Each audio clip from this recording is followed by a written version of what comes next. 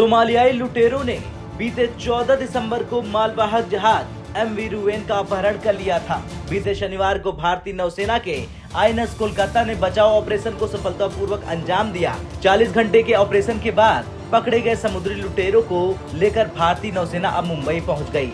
ये तस्वीरें इस बात की गवाही दे रही कि भारतीय नौसेना के सामने नहीं टिक पाते हैं समुद्री लुटेरे। बता दें कि एमवी रुवेन अपने 17 चालक दल, जिसमें 7 बुल्गारिया से, 1 मंगोलिया से और 9 म्यांमार से और करीब 37,800 टन कार्गो के साथ सफर पर था, जिसकी कीमत करीब $1 मिलियन है। समुद्री लुटेरों ने शिप पर उस वक्त सवार सभी 17 लोगों को बंधक बनाकर कब्जे में कर लिया था। ये लुटेरे शिप को मदरशिप के रूप में उपयोग कर रहे थे।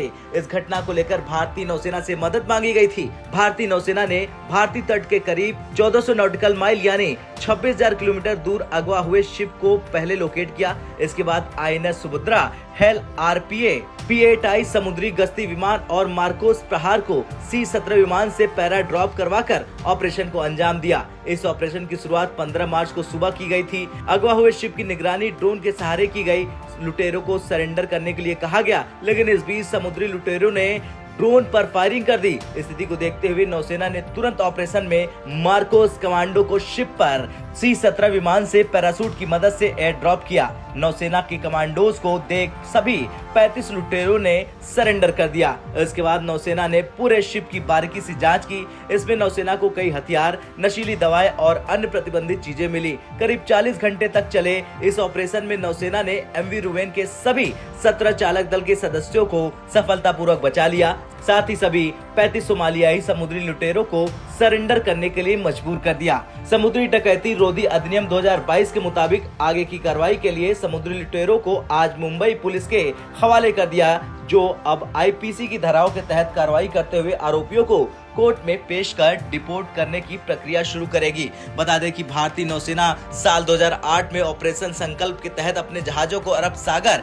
और अदन की खाड़ी में तैनात किए हुए हैं, ताकि उस क्षेत्र से गुजरने वाले नाविकों और मालवाहक पोतों की सुरक्षा सुनिश्चित की जा सके। आईएनएस कोलकाता भारतीय नौसेना के कोलकाता श्रेणी के स्टील्थ गाइडेड मिसाइल विध्वंसक का प्रमुख जहाज है। इसका नाम भारतीय शहर कोलकाता के नाम पर रखा गया है। इसका निर्माण मझगांव डॉक लिमिटेड में किया गया था। समुद्री परीक्षण पूरा करने के बाद 10 जुलाई 2014 को इसे नौसेना को सौंप दिया गया था। जहाज को आधिकारिक तौर पर 16 अगस्त 2014 को आयोजित एक समारोह में पीएम मोदी द्वारा कमीशन किया गया था। खैर, कुछ भी हो, लेकिन एक बार फिर से भारतीय नौसेना ने धमाल मचाया। बता दिया कि दुनिया में कोई देश है जो विश्व गुरु है, तो वो है भारत। अब आपका क्या कुछ कहना है इन समुद्री लुटेरों को जिस तरह से भारतीय नौसेना घसीट कर लाई, उसे लेकर कमेंट कर जरूर बताएं।